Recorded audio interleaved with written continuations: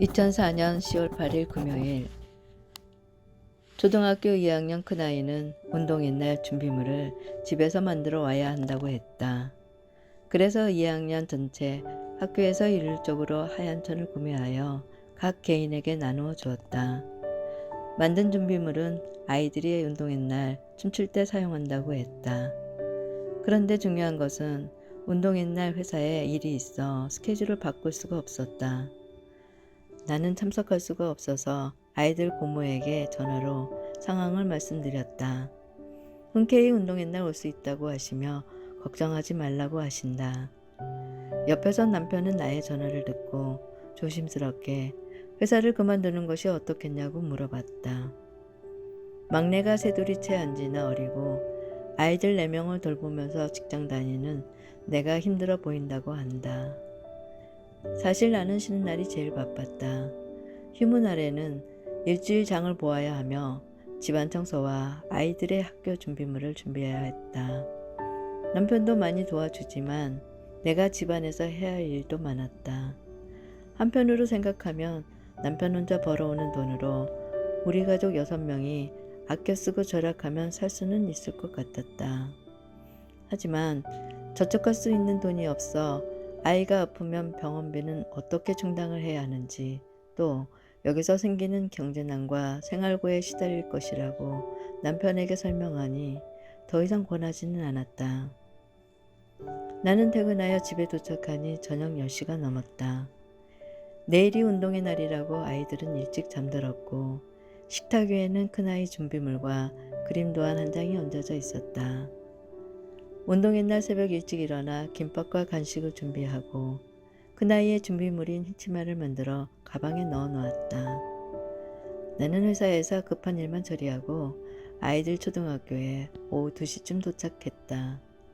고모들은 아이들을 위해 치킨과 피자를 사와 응원을 하고 계셨다. 1학년인 둘째 딸의 부채춤이 끝났고 2학년 큰아이는 봉산탈춤을 할 차례라고 알려주셨다. 나는 순간 시겁했다. 아침에 흰치마를 준비물로 보냈는데 봉산탈춤이라니. 봉산탈춤을 추는 아이들 양손에 흰 토시를 껴서 춤을 추는데 우리 아이는 왼쪽 손은 맨손, 오른손에는 흰치마를 토시처럼 끼고 춤을 추는 것을 보고 나는 낯이 뜨거워졌다. 그 아이는 저 자리에 있고 싶지 않았을 텐데 얼마나 속상해 있을까. 운동회가 끝나고 눈물이 글썽한 큰아이의 모습에 고모들은 내가 제일 잘하더라 위로하면서 등을 토닥여 주셨다. 나는 큰아이를 꼭 껴안으면서 미안해 라고 말했다. 저녁엔 아이들과 같이 와준 고모들에게 맛있는 식사를 대접했다. 나는 조심스럽게 큰아이에게 흰 천과 그림 도안 한 장이 선생님께서 주신 것이 맞는지 물었다.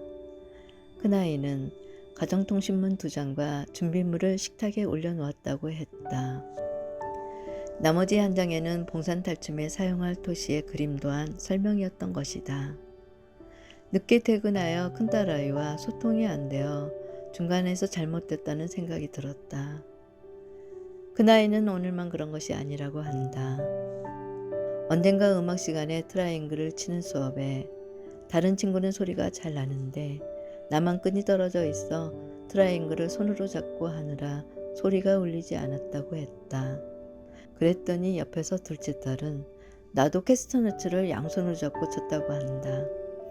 친구들은 한 손으로 잘하는데 내 것은 고무줄이 끊어져 심벌질처럼 했다고 말했다.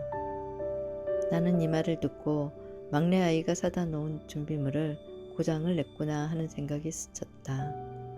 아이들에게 이런 일이 있었으면 엄마에게 얘기해 주지 그랬니 했더니 우리 아이들은 우리 집이 제일 가난해서 더 못 사주는 줄 알았다고 말했다. 나는 이 말을 듣는 순간 울컥하면서 눈물이 나오려는 걸 꼭 참았다. 내가 일하는 것은 아이들을 행복하게 해주려는 것인데 오히려 불행을 느끼고 있다는 것이 속상해 처음으로 퇴직을 생각해 보았다.